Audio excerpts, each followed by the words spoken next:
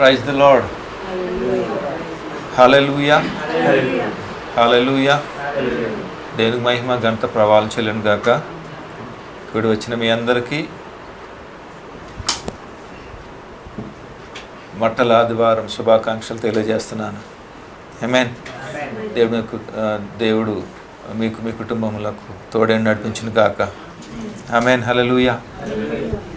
ఈ 2025 palm Sunday దినాన్న మరొకసారి దేవుడు మనల్ని ఈ విధంగా ఆయన సన్నిధిలో జ్ఞాపకం చేసుకోవడానికి దేవుడు మనకిచ్చినటువంటి గొప్ప సదావకాశాన్ని బట్టి నేను ఎంతగానో దేవుని స్తుతిస్తున్నాను.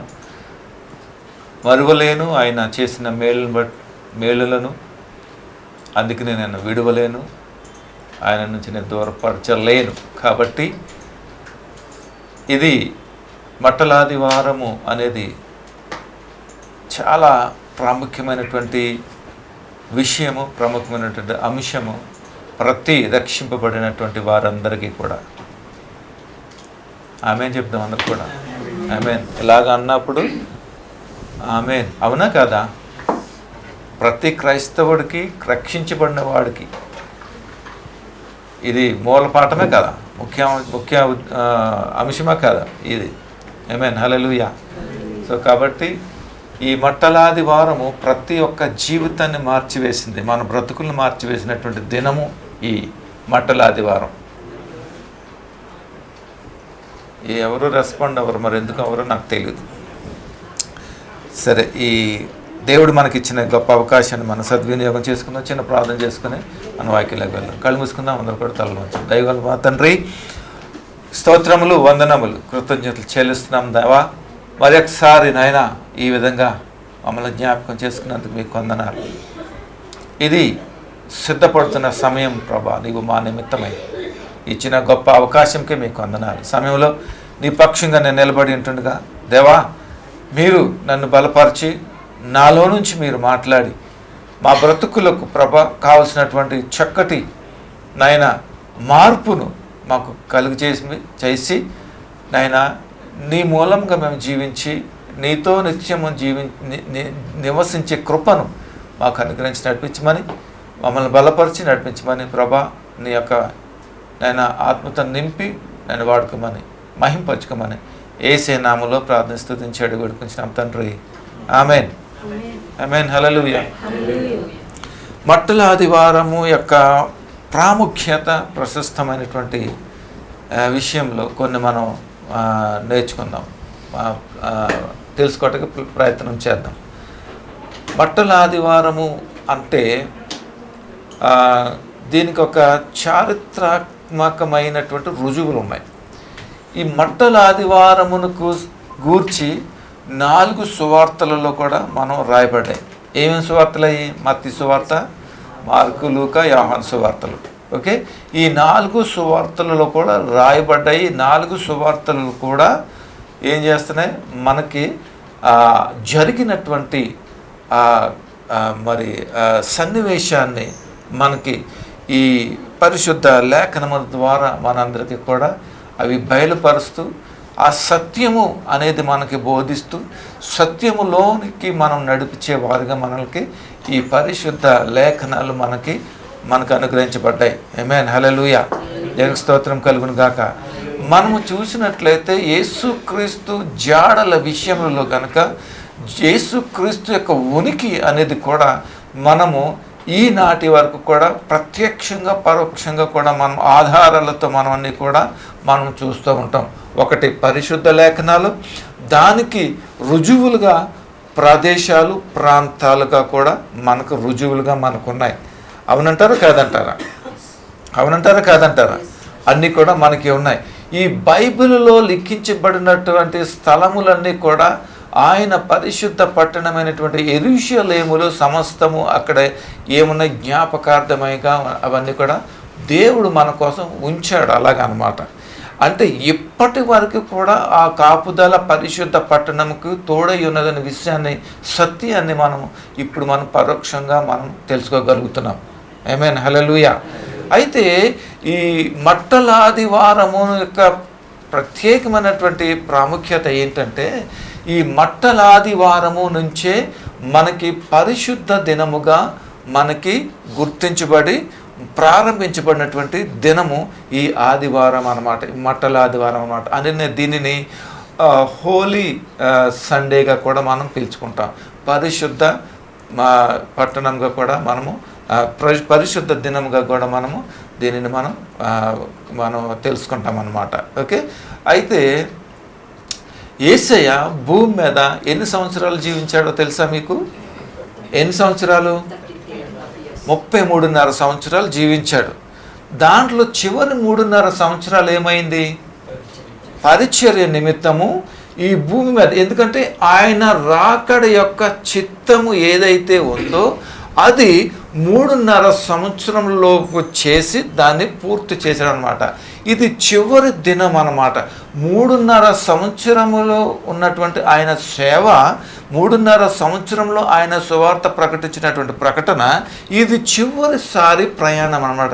ది లాస్ట్ జర్నీ అన్నమాట. ఇది ఎక్కడి నుంచి ఈయన చూడండి చివరి ఆ యొక్క సువార్త ఎక్కడ ప్రకటించాడు అని అంటే యెరికోలో ప్రకటించి, యెరికోలో ఆయన సువార్తను అక్కడ ఏమైంది?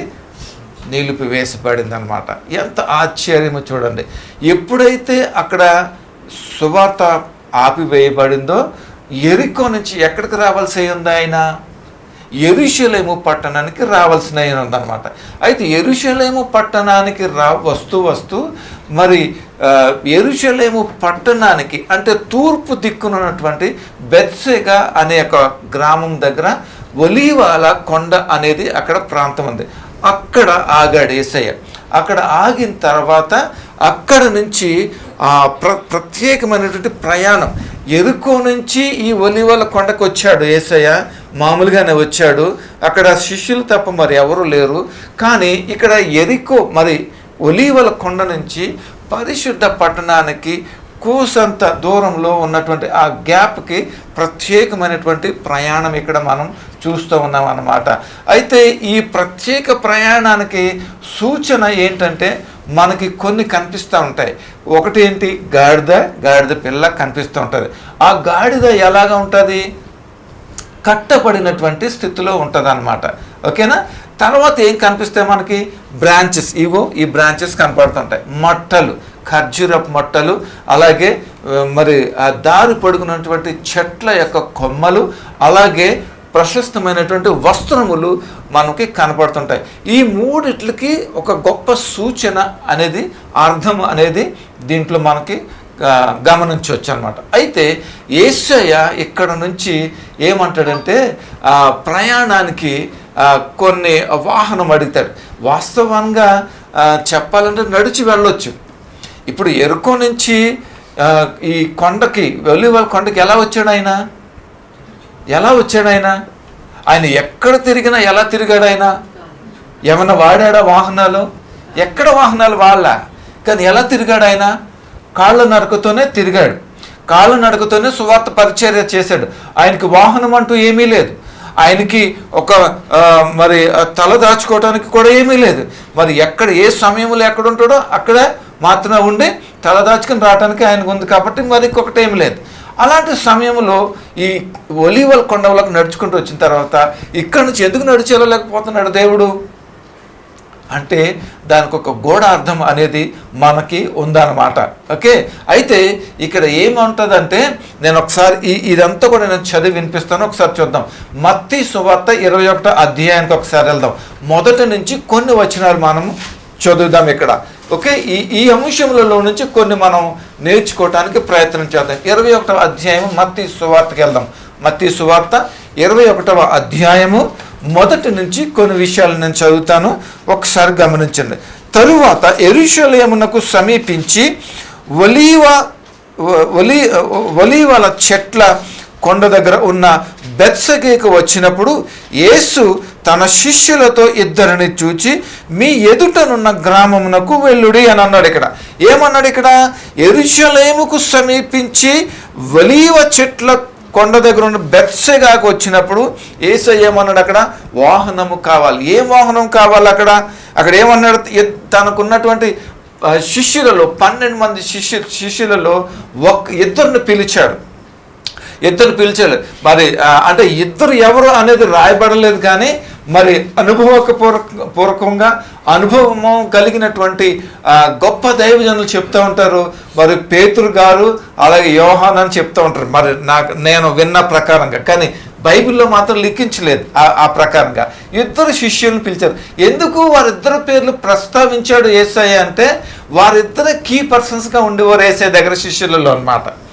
అర్థమవుతుందా? పేతురు గారు, యోహాను గారు కూడా. ఓకే, వీళ్ళిద్దరు మాత్రమే కీ రోల్ చేసేవారు. అంటే ఎక్కువ అడిషనల్ బాధ్యతలు అనేది వీరు తీసేవారు. పైగా ఏంటంటే పేతురు గారులో ఉన్నటువంటి గొప్ప విశేషం ఏంటంటే, గొప్ప ధైర్యశాలి, మొండోడు ఆయన. ఏదైనా సరే, ఎనీథింగ్, నీకోసం నేను ఏమైనా చేసేస్తా అని అంటాడు అనమాట. ఓకే, సో అలాంటి వ్యక్తి అంటే యాక్టివ్ పర్సన్ అన్నమాట ఆయన. దాంట్లో ఆయనలో ఉన్న విశేషం ఏంటంటే, ఆయనలో ఎబిలిటీ లేకపోయినా ఐ కెన్ డూ అంటాడు అనమాట. నేను చేస్తాను ప్రభా అంటే ఒక్కడుగు ఎప్పుడు కూడా ముందు ఉంటాడు, యాక్టివ్గా ఉంటాడు అనమాట.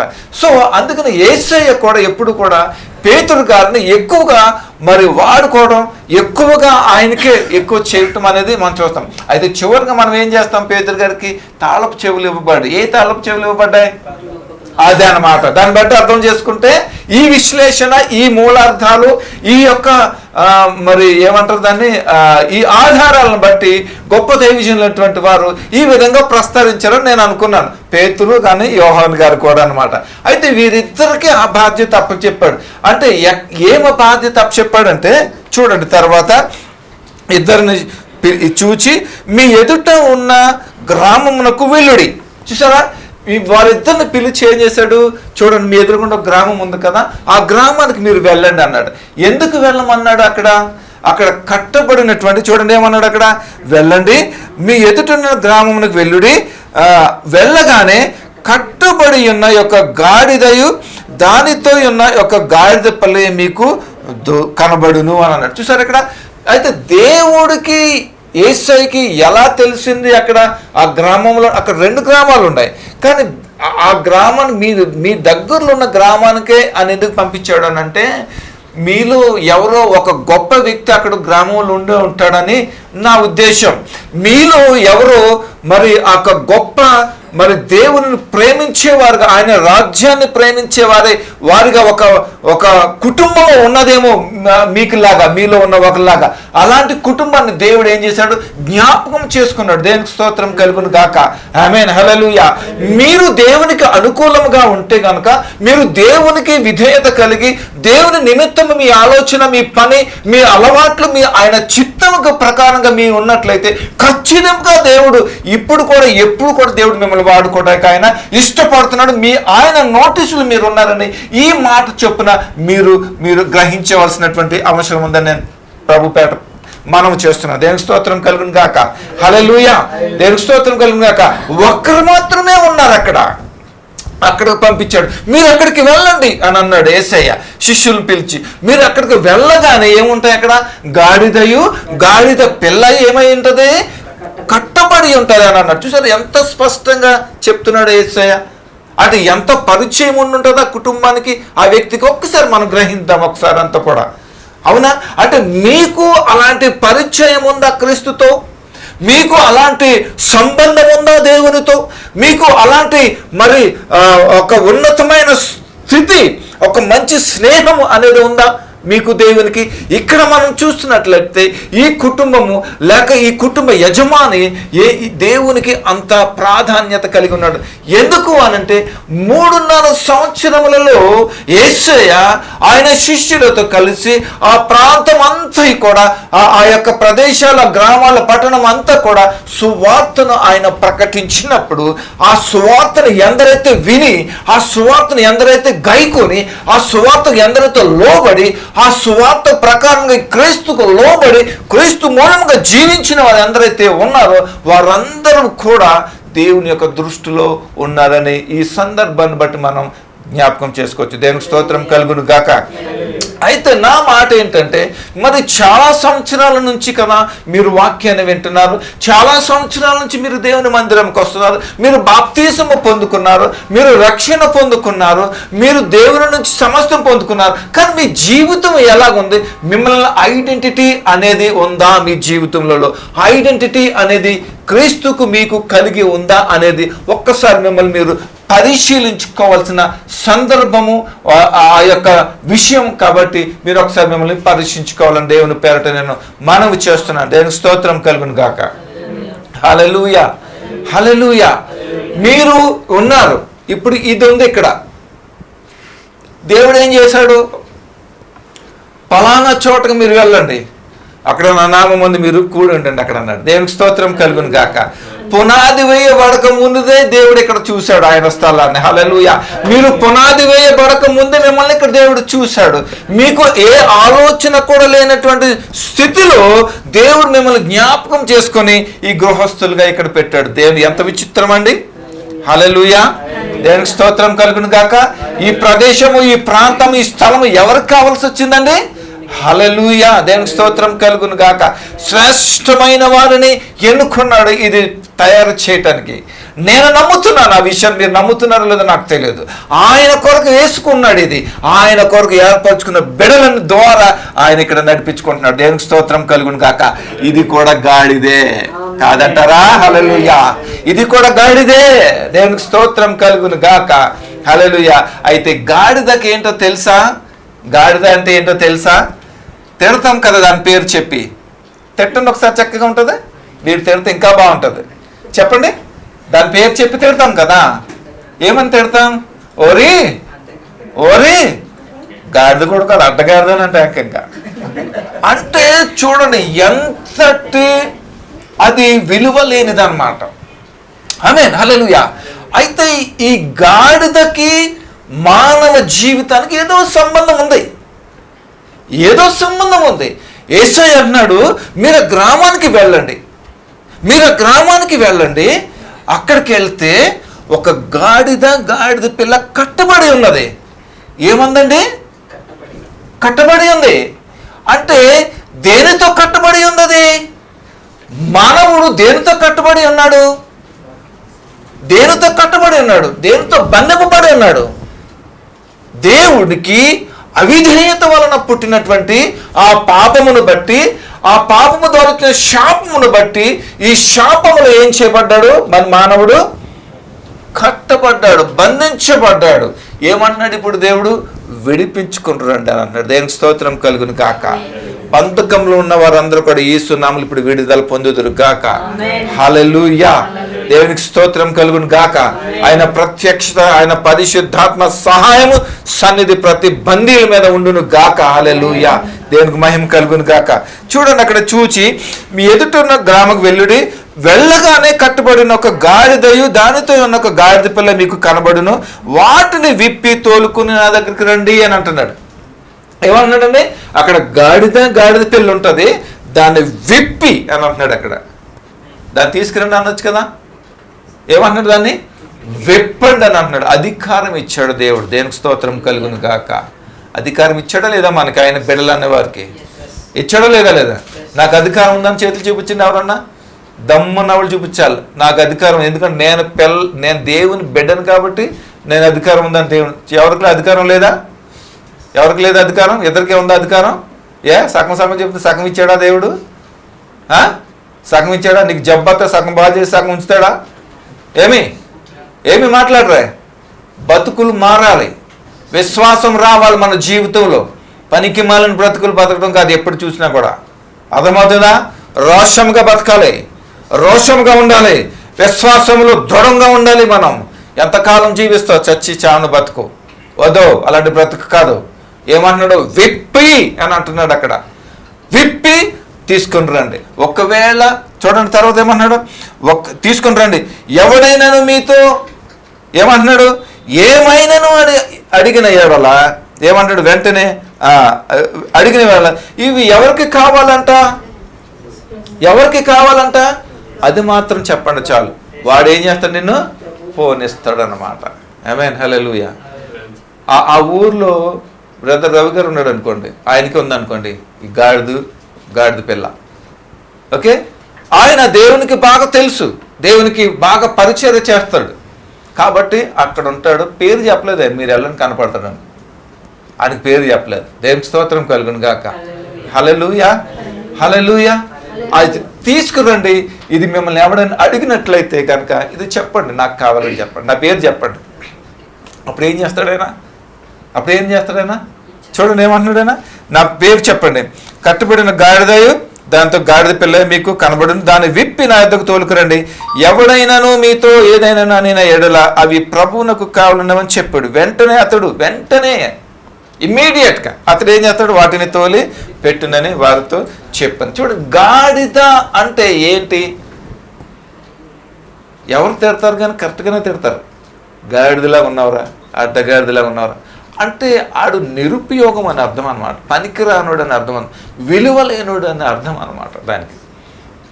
పైగా అది చేసే పనులేంటి? రాయల్ పనులు చేస్తుందా? ఏం చేస్తుంది? భారవాహనం అని దానికి ఒక పేరు ఉంటుంది అనమాట. అంటే బరువులు మోసేది అనమాట అది. ఎప్పుడు కూడా అర్థమవుతుంది కదా, బరువులు మోసేది అనమాట అది కూడా. అయితే విచిత్రం ఏంటంటే ఇక్కడ దాన్ని విప్పుకొని తీసుకురమ్మన్నాడు. ఇప్పుడు గాడిద ఉంది, గాడిద పిల్ల ఉంది. దేవుడు ఎందుకు చెప్తున్నాడు ఇక్కడ? గాడిద ఉంది, పిల్ల కూడా ఉంటుంది. పిల్ల ఎందుకు? ఆ పిల్లను వదిలేసి గాడిద తీసుకురండి అన్నాడు, అనాలి కదా. మరి గాడిద పిల్లను తీసుకుని రండి అని అన్నాడు. ఇద్దరిని తీసుకుని రండి అని అంటున్నాడు అనమాట. అంటే అప్పుడు ఇక్కడ ఏంటంటే మనకి ఇక్కడ చెప్పాలి అని అంటే గాడిద యొక్క స్వభావం ఎలాంటిది అని అంటే అది ఎంత పని చేసినా కూడా దానికి ఏమాత్రం విలువ. అలాంటి జీవితాలు ఉన్నాయి ఎక్కడ? ఎంత సాక్రిఫైస్ చేసినా, ఎంత మేలు చేసినా, ఎంత ప్రేమించినా, ఎంత వారికి నేను సహాయం చేసినా కనీసం గుర్తింపు లేదు అనే జీవితాలు ఎవరన్నా ఉన్నాయా? గాడిద వంటి జీవితం దేవుడు విలువ ఇచ్చాడు గాడిదకి. దేవునికి స్తోత్రం కలుగును గాక. హల్లెలూయా. ఆ విలువ నీకు ఇస్తున్నాడు దేవుడు. దేవునికి స్తోత్రం కలుగును గాక. హల్లెలూయా. ఇంతవరకు నీవు కృంగిపోయి ఉండొచ్చు, నా బ్రతుకేంటి అనేది, నా బ్రతుకు ఇంతేనా అని అనొచ్చు, నా జీవితం ఇంతేనా అనొచ్చు, నాకు ఇంకా జీవితం ఇంకా మరి మార్గం లేదా అని అనుకోవచ్చు. గాడిద కూడా అదే పరిస్థితిలో ఉంది. But one day will come. Hallelujah. దేవుడినే మహింపరిచింది. స్తోత్రం. హల్లెలూయా, హల్లెలూయా. జీవాధిపతినే అదేం చేస్తుంది? మహిమపరిచింది. నీ జీవితం కూడా అలాగే ఉంటుంది. ఆమేన్, హల్లెలూయా. గాడిద వల్ల నీ జీవితం విలువ లేదా? కోల్పోయావా? అందరూ నిన్ను వాడుకుని వదిలేశారా? నిన్ను పక్కకి నెట్టేశారా? దేవుడు మాత్రం ఎప్పుడు నిన్ను నెట్టాడు, ఇప్పుడు తీస్తాడు బయటకు నీకు. హల్లెలూయా. దేవునికి స్తోత్రం కలుగును గాక. నిన్ను తీసి ఏం చేస్తాడు తెలుసా? వారికి సిగ్గు కలిగించి దేవుడు నిన్ను ఉన్నతమైన స్థితిలో ఆయన మహిమకరంగా నేను వాడుకుంటాడు. ఆమేన్, హల్లెలూయా. నువ్వు అనుకోక నా బతుకు అయిపోయిందని, లేదు ఇంకా స్టార్ట్ అవ్వలేదు నీ బ్రతుకు. హల్లెలూయా. దేవునికి స్తోత్రం కలుగును గాక. చూడండి, ఎప్పుడైతే కావాలన్నాడో వాటిని తోలుపెట్టిన పంపించాను. ప్రవక్త చెప్పబడినటువంటి నెరవేరినట్లు ఇది జరగను. ఆమేన్, హల్లెలూయా. ఎప్పుడైతే ప్రవక్తలు ముందుగానే చేపించారో, ప్రవచనం చేపించారో, చూడండి, తండ్రి తన కుమారుని ఇక్కడ పంపించే ముందు ఆయన నిమిత్తము ఈ సువార్త ఆయన ప్రవక్తల ద్వారా, ఆయన లేఖనముల ద్వారా, ఆయన చిత్తము కుమారుని ద్వారా భూమి మీద నెరవేర్చులాగన ముందుగానే ప్రవక్తల ద్వారా ఈ గ్రంథంలో లిఖించి పెట్టాడు. దేవునికి స్తోత్రం కలుగును గాక. ఎప్పుడైతే లిఖించి పెట్టాడో దాని ప్రకారముగానే ఇక్కడ ఏం జరుగుతుంది? క్రియా రూపంలో జరుగుతుంది అనమాట. గమనించండి, ఇక్కడ ముందు ఏం చేశాడు తండ్రి? తన కుమారుడిని యొక్క ద్వారా ఆయన చిత్తము భూమి మీద నెరవేర్చులాగా ఏం చేశాడు? ఇండికేట్ చేశాడు. ఆయన ఎలా చేశాడు? ప్రొఫెసీస్ ద్వారా, ప్రవచనముల ద్వారా చెప్పాడు. క్రియలు జరగలేదు, అప్పుడు ప్రవచనముల ద్వారా చెప్పాడు. అయితే మనము ఒక 4 నెలల క్రితము ఏం చేసుకున్నాం? మనము క్రిస్మస్ చేసుకున్నాం. అయితే క్రిస్మస్ విషయంలో దేవుడు పుట్టుక గురించి ఎన్ని సంవత్సరముల ముందు యెషయా ప్రవక్త ద్వారా చెప్పాడు? ఎంతండి? 700 సంవత్సరముల క్రితం ఏం చేశాడు? ఆయన వాగ్దానం ఇచ్చాడు, ప్రవచనం ఇచ్చాడా లేదా? ఈ ప్రవచన నిమిత్తం ఏం చేసింది? ఇక్కడ నెరవేరినట్లుగా మనము చూస్తాం. ప్రవచనం నెరవేరిందా లేదా? అది చూడండి, ఆయన చిత్తము ఏం చేస్తున్నాడు? దేవుడు రూపించబడటానికి ముందుగానే ప్రవక్తలను వాడుకున్నాడు. ప్రవచనముల ద్వారా అందుకని దేవుని మాట ప్రవచనం ఎక్కడి నుంచి వస్తుంది? సేవకుడి నుంచి వస్తుందా? ప్రవక్త నుంచి వస్తుందా? ఎక్కడి నుంచి వస్తుంది? దేవుని నుంచి ప్రవక్తలోకి వస్తాడు. అందుకనే ప్రవక్తలు కానీ సేవకులు కానీ చిన్న చూపు ఎట్టి పరిస్థితుల్లో కూడా. అర్థమవుతుందా మీకు? దేవుడు అందరికీ పంచిపెట్టాడు, కానీ లేవీలకి పంచిపెట్టలా. లేవీలకు వద్దా? లేవీలకి ఏమన్నాడు? మీరు నావారు, నా సొమ్మే మీరు తింటారు. గమనించండి, దశమ భాగాల కానుకల గురించి చాలా ఇబ్బందులు పడుతూ ఉంటారు కదా, అవునా? అది కాదు, అది ఎవడు మనుషుడు ఇచ్చింది కాదు, మనుషుడి మీద ఆధారపడేవాడు కాదు సేవకుడు, దేవుని మీద ఆధారపడేవాడు సేవకుడు. దేవుని మీద మరి ఆయన చిత్త ప్రకారం నడిచేవాడు సేవకుడు అంటే ఆషామాషి కాదు. ఈ లోకంలో సేవకుడు అంటే చాలా చులకనైపోయింది. సేవకుడు చులకన కాదు, తక్కువవాడు కాదు. వాడికి వేసుకోవడం సరిగ్గా బట్టలు లేకపోవచ్చు, లేక సరిగ్గా వసతులు లేకపోవచ్చు. బట్ గమనించండి, గుర్తుంచుకోండి, ఆయన దేవుని యొక్క ఆయుధమై ఉన్నాడు ఒక సేవకుడు. దేవునికి స్తోత్రం కలుగును గాక. హల్లెలూయా, హల్లెలూయా. దేవునికి స్తోత్రం కలుగును గాక. తక్కువగా చూడకండి సేవకుడిని. ఆయన ఇప్పుడు ఘనపరచండి, మీకు చేతనైతే, లేకపోతే వదిలేసేయండి. అంతేగానక ఆయన చులకనగా చేసి మాట్లాడే పరిస్థితి ఎప్పుడు మరి తీసుకురాకండి. అనవసరమైన మాటలు మాట్లాడకండి. నువ్వు మాట్లాడావంటే పగ ఎవరు తీసుకుంటారో తెలుసా? ఎవరు తీసుకుంటారు? దేవుడు తీర్చుకుంటారు సేవకుడు పట్ల. సేవకుడిని ఏమీ అనకండి. దేవునికి స్తోత్రం కలుగును గాక. హల్లెలూయా. అయితే చూడండి, ఈ గాడిద యొక్క స్వభావము ఏం చేశాడు? దేవుడు మార్చి విలువనిచ్చాడు. అక్కడక్కడ మార్చి ఏం చేశాడు? ఆయనకు విలువనిచ్చి నడిపించుకున్నాడు. ఇక్కడ ఏమంటున్నాడు చూడండి, ప్రవక్తలు చెప్పబడింది నెరవేరినట్లు అది జరుగును. ఇదేమనగా, ఇదిగో నీ రాజు సాత్వికుడై గాడిదను భారవాహక పశువు పిల్ల అయిన చిన్న గాడిదను ఎక్కి నీ యొద్దకు వచ్చుచున్నాడు. ఆమేన్, హల్లెలూయా అని సియోను కుమారుతో చెప్పుడి. ప్రైజ్ ది లార్డ్, హల్లెలూయా. అదేమనగా చూడండి, నీ రాజు ఎలా వస్తున్నాడండి? నీ రాజు ఎలా వస్తున్నాడు? సాత్వికుడై వస్తున్నాడు. హల్లెలూయా, సాత్వికుడుగా వస్తున్నాడు. అంటే గాడిద దేనికి సాదృశ్యముగా ఉంది? దేనికి కనబడుతుంది? అది ఒక్కటి విలువ లేదు, దానికి విలువ అనేది లేదు. పైగా దాని మీద ఎప్పుడైతే దేవుడు ఆ కూర్చునటం మొదలుపెట్టాడో, ఆ గాడిద ఎలా నడవటం, దానికి ఎలాగా అయింది? దానికి ఒక గౌరవము, ఒక ప్రథమ స్థానం అనేది అక్కడ దానికి జరిగింది. దేవునికి స్తోత్రం కలుగును గాక. హల్లెలూయా. చూడండి, ఇదిగో నీ రాజు సాత్వికుడై గాడిదను భారవాహక పశువు పిల్లైన చిన్న గాడిదనెక్కి సియోని వద్దకు వచ్చుచున్నాడు. హల్లెలూయా. దేవునికి స్తోత్రం కలుగును గాక. ఎలా వస్తున్నాడండి? సాత్వికంగా వస్తున్నాడట దేవుడు. ఎలా వస్తున్నాడు దేవుడు? సాత్వికంగా, సమాధానంతో వస్తున్నాడంట దేవుడు. సమాధానాన్ని ఇవ్వడానికి వస్తున్నాడు దేవుడు. అంతేగాని ఆయన గుర్రం మీద రాలేదు, లేకపోతే ఇంకో దాని మీద రాలేదు. గుర్రం మీద వస్తే దానికి ఇండికేషన్ ఏంటి? యుద్ధం చేయటానికి గుర్రాల మీద వస్తారు. దేనికి స్తోత్రం కలుగును గాక. వస్తాడు గుర్రం మీద. ఎప్పుడు గుర్రం మీద వస్తాడు? ఎప్పుడు వస్తాడు గుర్రం మీద? అందుకనే వచ్చాడు ఇప్పుడు.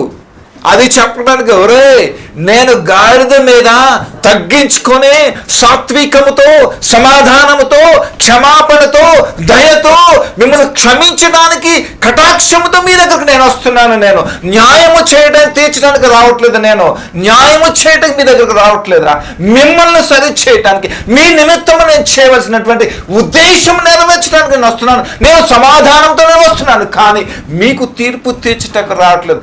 మరి ఒక్కసారి నేను వస్తా, రెండోసారి నేను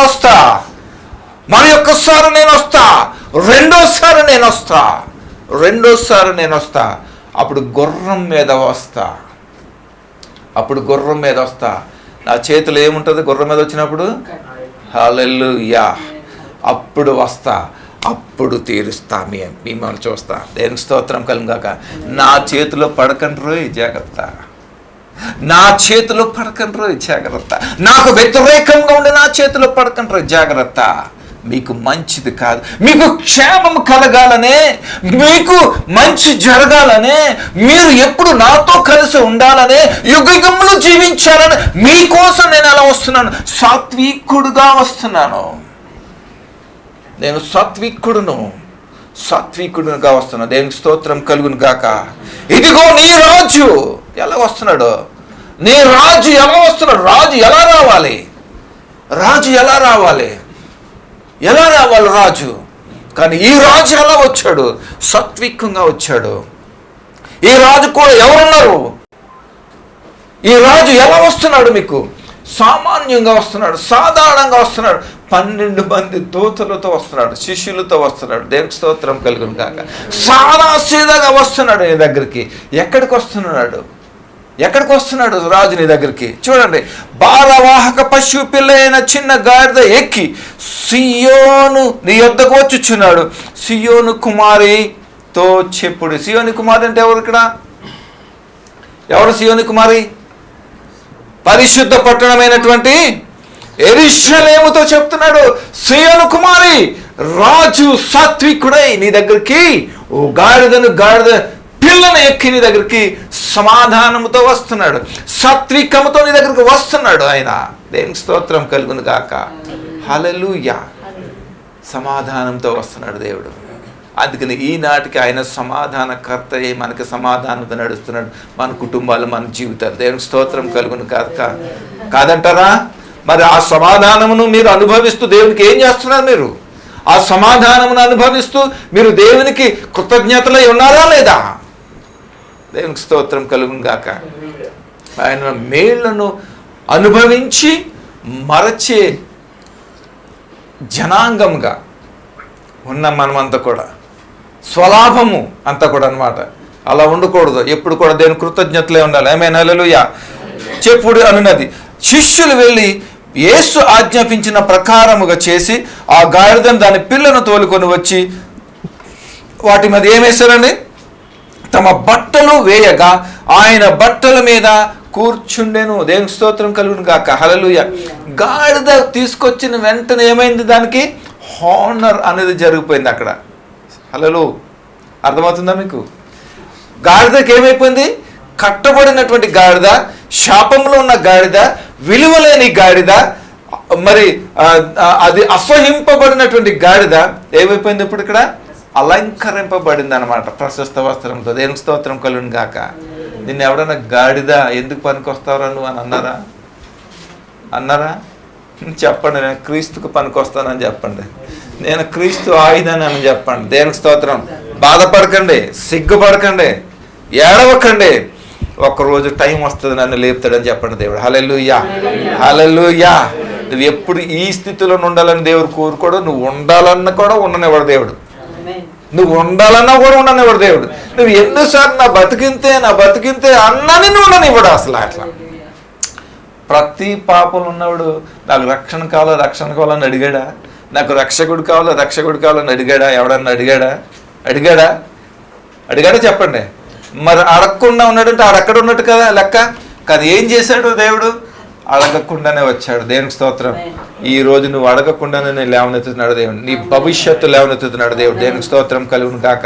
ఇంతవరకు నువ్వు కట్టుబడి ఉన్నావేమో, నువ్వు ఇంతవరకు దుస్థితిలో ఉన్నావేమో, ఆ రొచ్చులో ఉన్నావేమో, ఆ పాడిన పరిస్థితులు ఉన్నావేమో. దేవుడు వస్తున్నాడు నీ దగ్గరికి, నేను లేవనెత్తుతాకి. 38 years of experience in faith. హల్లెలూయా. హల్లెలూయా. తన కుటుంబం అంతా కూడా పెట్టేసి వదిలేసి వెళ్ళిపోయారు అంతే. ఏం తింటాం, ఏం తాగుతాం, నథింగ్. వాడేం చేసలేదు, ఓచకాలు చేతులు కలవాడు. బట్ 38 సంవత్సరాలు ఇమాజిన్ చేసుకోండి. ఎంతమంది అతని ముందు ఆ కోనీటిలో స్వస్థత పరచబడి వెళ్ళిపోయారు ఉంటారు. ఆయన ఏమంటాడు? నా పని అయిపోయిందని అనుకున్నాడా? My time will come. నా టైం వస్తుంది అని అన్నాడు. అతని విశ్వాసం ఎంత గొప్పదో తెలుసా? ఎంత గొప్పదో ఆయన విశ్వాసం. దూతతో నీళ్లు ఆడించటం కాదు ఆయన విశ్వాసం, బియాండ్ ఉందని ఆయన విశ్వాసం. ఆయన విశ్వాసం ఎవరిని రప్పించింది? హల్లెలూయా. జీవ గ్రంథంలో లిఖించాడు. ఆమేన్. హల్లెలూయా. చాలా కాలం నుంచి బాధపడుతున్నావా? చాలా కాలం నుంచి విలువ లేకుండా బాధపడుతున్నావా? నీ విశ్వాసం 38 సంవత్సరాలతో కంపేర్ చేసుకో. దేవుడే నీ దగ్గరికి వస్తాడు. దేవుని స్తోత్రం కలుగును గాక. హల్లెలూయా. ఏంటి ఇక్కడ పడున్నావు? ఏం కావాలి? ప్రభా ఇక్కడ ఉన్నాను. అవునా? అంత వస్తున్నారు కానీ నేను వెళ్ళిపోతున్నాను ప్రభా దాంట్లోకి. నన్ను ఎవడు సాయం చేయండి. దాంట్లో పడ్డవాడు ఎవడన్నా కొంచెం వంగురు నీకు కూడా సాయం చేస్తానని అన్న వచ్చి కదా, మరి అది లేదు, వెళ్ళిపోతున్నారు ప్రభా నేను ఒక్కనే ఉన్నాను. అవునా? సరే లేచి వెళ్ళిపోతాను. హల్లెలూయా. లేచి వెళ్ళిపో అన్నాను. పరిపెత్తులు ఏ ప్రభా వెళ్ళిపో, నేను చెప్పాను కదా. లేచి టక్ టక్ మరి నీళ్ళు అవసరం లేదు, నేను వచ్చేసాను కదా, నీ దగ్గరికి వెళ్ళిపో, కోనే రక్కర్లేదు అనమాట. ఆమేన్. హల్లెలూయా. అలాంటి ఆశీర్వాదం అద్భుతం మీ జీవితంలో నోరుకును కాక. As a servant of God, I declare in your life in Jesus' name. Hallelujah. What I am declaring in your life, what I am declaring the word, it will be manifested in every life in the name of Jesus Christ. I prophesy in the name of Jesus Christ. Hallelujah. Hallelujah.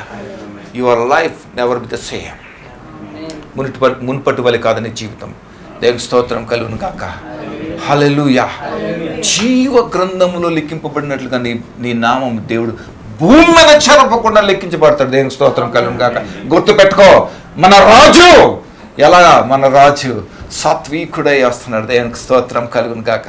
అది మన privilege. హల్లెలూయా. హల్లెలూయా. మన privilege అది. ఆ రోషం కలిగి ఉండాలి. ఆ దేవుడు నమ్మునవాడు అంతా కూడా సచ్చి బతుకు చావకూడదురా. మా అమ్మ ఉండి అనేది నా చిన్న వయసులో అల్లరి చేసేవాడిని. ఒక్క మాట ఉంది ఒకసారి, రే ఛీ బ్రతికితే రోషంగా బతకాలరా అన్నది ఇప్పటికీ గుర్తుంటుంది నాకు. సత్యంత కూడా గుర్తుంటుంది. ఈ మాట నాకు ఎప్పుడు కూడా రిమైండ్ చేస్తూనే ఉంటుంది అనమాట. ఇదే మాట చెప్తున్నాను మీకు. పొగ్గు రోషంగా బతకండి. కష్టమైన నష్టమైన ప్రభు కోసం బతకండి. అది దేవుని యొక్క ఉద్దేశం. దేవుని స్తోత్రం కలుగును గాక. ఆయన రోషం కలిగిన వాడు ఎలా వస్తున్నాడండి? ఆయన సాత్వికుడై గాడిద పిల్లనెక్కి ఆయన వస్తున్నాడు. దేవుని స్తోత్రం కలుగును గాక. అయితే ఈ గాడిద వచ్చిన తర్వాత ఏమైంది? తనకి హోనరింగ్ అనేది వచ్చేసింది అనమాట. హల్లెలూయా. ఈ 38 సంవత్సరాల తర్వాత ఇంటికి వెళ్ళి ఉంటాడు టక్కమని. ఈ ఇంట్లో అనుకుంటే వీడు సచ్చి ఉంటాడు, ఎప్పుడు కూడా అయిపోయి ఉంటుంది, వీడికి ఎవరో పాతేసి ఉంటారు కానీ అనుకుని ఉంటారు. ఇంటికి వెళ్ళి టక్ అని పడతాడు. ఏంట్రా నువ్వు ఇలా వచ్చావంట్రా? ఏంట్రా అంటారు. బాబు ఎవరు నువ్వు అని అడుగుని ఉంటారు. నువ్వు విడిచిపెట్టవచ్చు నన్ను, నువ్వు హేళన చేయొచ్చు నన్ను, నువ్వు తక్కువ చేయొచ్చు నన్ను, నువ్వు మర్చిపోయి ఉండొచ్చు, కన్నవాడినే నువ్వు విడిచిపెట్టి ఉండొచ్చు, but my God never leave me అని చెప్పుంటాడు. దేవుని స్తోత్రం కలుగును గాక. నీ ఇంటితో నాకు సంబంధం లేదు, నీతో నాకు సంబంధం లేదు, నాకు దేవునితో సంబంధం, జీవము కలిగిన దేవునితో నాకు సంబంధం అని రోషముగా బతుకుంటాడు. దేవునికి స్తోత్రం కలుగును గాక. హల్లెలూయా. దేవునికి స్తోత్రం కలుగును గాక. ఆమేన్. హల్లెలూయా. మనం ఎవరితో నిమిత్తమో తెలుసా? మన దేవుడు అంతరంగ పురుషుడైన యేసు క్రీస్తు నామమును బట్టి మనం రోషం కలిగినటువంటి వారు ఉండాలి. దేవునికి స్తోత్రం. హల్లెలూయా. మా సహోదరుడు, మా ప్రియుడు గొప్ప ప్రివిలేజ్. ఎలా చచ్చిపోతే ఏముంది? దేవుని కోసం మరణించాడు. ఎప్పుడు చూడండి. హల్లెలూయా. భూమి మీద ఆయనకి ఇష్టలైనటువంటి వారికి, ఆయనకి కానీ ఎప్పుడు కూడా న్యాయం అనేది జరగదు. ఇది గుర్తుపెట్టుకోవాలి మనం. అన్యాయమే మనకు తీర్పునిస్తుంది. హల్లెలూయా. యేసయ్యకి అన్యాయం తీర్పు వచ్చింది కదా, అవునా? ఆయనకి న్యాయం తీర్పు వచ్చింది అనుకోండి, ఉదాహరణకి చెత్త నెరవేరుతుందా? మనం రక్షించబడతామా? అన్యాయంలో ఏముంది? అన్యాయంలో ఏముంది? కమా హల్లెలూయా. అన్యాయ తీర్పులో ఏముందండి? ఏముంది అన్యాయ తీర్పులో? రక్షణ, సాల్వేషన్ ఉందండి. పరలోక రాజ్యం ఉంది ఇక్కడ. హల్లెలూయా. అందుకని నాకు మంచి ఇవ్వట్లేదు అనుకోకండి. నీకు ఏదైతే అప్పుల్లో ఉన్నావో లేకపోతే అనారోగ్యంలో ఉన్నావో దాంట్లో నుంచి దేవుడి మహిమ నీకు వస్తుంది. ఆమేన్. హల్లెలూయా. ప్రస్తుతమైన ఎన్నుకోడు దేవుడు ఎప్పుడు కూడా. రాళ్ళున్న చేసుకోవచ్చు కదా. నువ్వు చెప్పాలండి నాకు, నువ్వు చెప్పాలండి నాకు. పైనుంచే వస్తాయి నాకు కావాలంటే, పెద్ద విశేషం ఏం కాదు. అర్థమవుతుందా? పైనుంచే వస్తా నాకు, కానీ ఏమన్నా నువ్వు పని చూసుకొని అన్నాడు అన్నమాట. హల్లెలూయా. దేవునికి స్తోత్రం కలుగును గాక. హల్లెలూయా. హోనర్ చెప్పండి. హోనర్ అని చెప్పండి. హోనర్ అంటే తెలుగులో ఏమంటారు? హోనర్. హోనర్ హోనర్ చేయడం అంటే ఘనపరచడం అన్నమాట. దాన్ని ఘనపరుస్తారని చెప్పండి. చెప్పండి. ప్రజలు నన్ను ఘనపరుస్తారని చెప్పండి. ప్రజలు నన్ను ఘనపరుస్తారని చెప్పండి.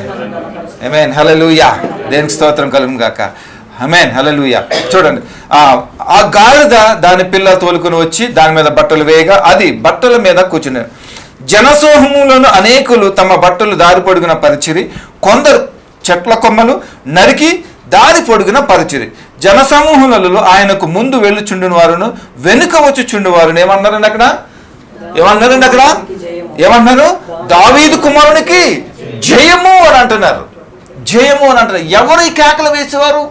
యేసుక్రీస్తు ప్రభుకి ముందు వెనక వచ్చుచున్నవారు. వీరందరూ కూడా ఆ చెట్ల కొమ్మలను నరికి ఏం చేస్తున్నారు? దారి పొడుగున వేస్తూ ఏమంటున్నాడు ఇక్కడ?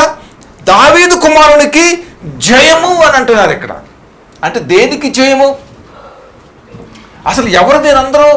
ఈయన వెంబడించేవారు ఎవరు ఉన్నారు? పాస్టర్ ఎప్పుడన్నా ప్రార్థన వంద పలానా చోట రమ్మంటే రాడు. ఎవడన్నా వస్తాడా? రాడు. మరి వీళ్ళందరూ పని పాట లేకుండా కాళ్ళు చేతులు చాకుని కూర్చున్నారు. వీళ్ళందరూ అక్కడ చెప్పండి. అనేక మంది వచ్చి ఏం చేస్తున్నారంట? Shout in the name of Jesus Christ, hallelujah. కేకలు వేస్తున్నారు. ఏమని కేకలు వేస్తున్నారు? జయము అని అన్న. ఎవరికి జయము? రాజుకి జయము. హల్లెలూయా. ఈ మట్టలకి సాదృశ్యం ఏంటో తెలుసా? ఏంటి సాదృశ్యం? The victory. దేని మీద విక్టరీ? మనకి విక్టరీ దేని మీద కావాలి? లాటరీ మీద కావాలి, వ్యాపారం మీద కావాలి, ఉద్యోగం మీద కావాలి, ఇల్లుల మీద కావాలి, ఇట్ల మీద కావాలి, భర్తల మీద కావాలి, భార్యల మీద కావాలి, కుటుంబాల మీద. ఇది విజయం మనకి, అంతే. ఎందుకంటే మట్టి వాళ్ళం కదా, మట్టి ఆలోచనలు వస్తాయి మనకి, అంతే కదండి. తప్పనన్నా నీలో జీవము కలిగిన దేవుడు యూద గోత్రపు సింహం నీలో జీవిస్తుంటే నువ్వు ఎలా ఉండవురా? అసదియా కేర్ చేయమంతా దేని కూడా. దేనికి స్తోత్రం కలుగును గాక. హల్లెలూయా. నీ ఇమాజినేషన్ వేరేగా ఉంటుంది అసలు. హల్లెలూయా. గడగడ వణుకుపోతావు. అంటే నీ దాంట్లో ఏముంది? ఏం వండుతుంది? గడగడమని. హల్లెలూయా. దేనికి స్తోత్రం కలుగును గాక. ఆమేన్, హల్లెలూయా. జీవం కలిగిన దేవుడు మనం ఎప్పుడైతే ధరించుకుంటామో దేనికి కూడా మనం భయపడని అవసరమే లేదనమాట. దేనికి స్తోత్రం, హల్లెలూయా. ఏమన్నారు ఇక్కడ? జయము అని. దేని మీద జయము కావాలి వీరికి? దేని మీద జయము ప్రకటిస్తున్నారు వీరికి? ఎవరి ద్వారా ఎవరికి జయం కలుగుతుంది? మా నిమిత్తము మా దోషముల నిమిత్తము, ఆ పాపం నిమిత్తము ఎవరున్నారు ఇక్కడ? రాజు ఉన్నాడు ఇక్కడ. నా మిత్రుడు జరిగిన అంశాన్ని బట్టి, నిన్న జరిగిన విషయాన్ని బట్టి మాట్లాడుకో, చాలా అన్యాయం జరిగిందిరా అన్నాడు. జరుగుతుందిరా మరి, న్యాయం ఎక్కడ జరుగుతుందిలే అని అన్నాను. న్యాయం ఎక్కడ జరుగుతుంది మరి? అన్యాయమే జరుగుతుంది కదా అని కొన్ని మాటలు రెఫరెన్స్ చూపించి వాడికి చెప్పాను అనమాట. వాడు ఏమన్నాడంటే, రే ఎవడన్నా చంపితే రాజు దగ్గరికి వెళ్తాడు న్యాయం కోసం, రాజు న్యాయం తీరుతాడు. మరి రాజు చంపేస్తే ఎక్కడికి వెళ్ళాలి? ఎవరి దగ్గరికి వెళ్తాం? ఇక్కడ అర్థమైందా మాట? అర్థమైందా మీకు? అర్థమైందా? ఎవడన్నా చంపాడు అనుకోండి, రాజు దగ్గరికి వెళ్తాం, అధికారి దగ్గరికి వెళ్తాం. మరి ఆడే అందుకని దిక్కు లేని పిల్లలకి ఏంటంట? ఎవరండి? అది మాట. ఆయనతో పెట్టుకున్నాడు ఎవడో ఇంతవరకు నెగ్గలేదు. మట్టి కరిసాడు, మట్టిలో కలిసిపోయారు అంతే. దేవునికి స్తోత్రం కలుగును కాక. ఇప్పుడు మనకి అన్యాయమే జరగాలి, మనకి న్యాయం జరగకూడదు. అందుకని బాధపడుకునే ఇలాంటి ఇన్సిడెంట్స్. నేను మాట చెప్తాను. నేను ఏమంటానంటే, నేను బాహ్య రూపం శరీరంగా తల్లి గర్భంలో నుంచి నేను రూపించబడి వచ్చాను బయటికి. నా రక్షణ ఎక్కడి నుంచి వచ్చిందో తెలుసా? పర్సిక్యూషన్లోంచి వచ్చాను నేను. అర్థమైందా మీకు? పర్సిక్యూషన్లోంచి వచ్చాను నేను. నా కోసం ఒక ప్రాణం పెడితే, నా కోసం ఒక రక్తం చిందిస్తే, ఎవరికిలాగా? మా సహోదరుడు ప్రవీణ్ పగడాల గారి లాగా రక్తం చిందిస్తే బాధించబడితే అన్యాయం అయిపోతేనే నేను పుట్టాను రక్షణ. దేవునికి స్తోత్రం కలుగును గాక. అందుకని మనం ఎలా ఉండాలి? ప్రభా నన్ను కాపాడు, నా బిడ్డలను కాపాడు, నన్నే కాపాడు, నా కుటుంబాన్నే కాపాడు బాబోయ్. జలుబు రానియద్దు, తుమ్ము రానియద్దు. వారు ఎందుకు పని చేస్తారా దౌర్భాగ్యుడా? Father, I am here. I am ready to die for you, Lord. చెప్పగల దమ్ముందా నీకు? దమ్ముందా? చెప్పగలిగే దమ్ముందా? అది ఏం కాపాడుకుంటాం? ఫెయిర్ అండ్ లవ్లీలు వీళ్ళు రాసి ప్రాపర్ రక్తంతో కప్పే నన్ను కప్పే. మరి ఎందుకు వచ్చినావా నువ్వు? రక్తంతో కప్పడానికి వచ్చినావా నువ్వు? ప్రభా నీ అగ్ని కంచెతో వేసే కంచేసే, చుట్టూరు కంచేసేయాడు. అగ్ని కంచి ఎవరు రాకూడదు. నువ్వెందుకు బతుకురాదు? నీ వల్ల నాకేంద్ర ఉపయోగం? ఏంద్రా నాకు ఉపయోగం? అది కదా అన్నది. నీవు నాలో ఉంటే స్టెఫను వలె ఆత్మజ్ఞానంతో హల్లెలూయా, అది కావాలి. శిష్యులు అపోస్తులు ప్రభా కంచేసే, నా చుట్టూ వేసే, నా వేసే దోతలన్నీ చుట్టూరు దోతలు, ఒక్కొక్క దోతకే చచ్చిపోతాం మనం. ఆడు ప్రార్థన ఎలా ఉంటుంది తెలుసా? ప్రభా నీ దోతలన్నీ తిప్ప చుట్టూ ఎట్టయినా ఏంట్రా ఎట్టేలు దోత.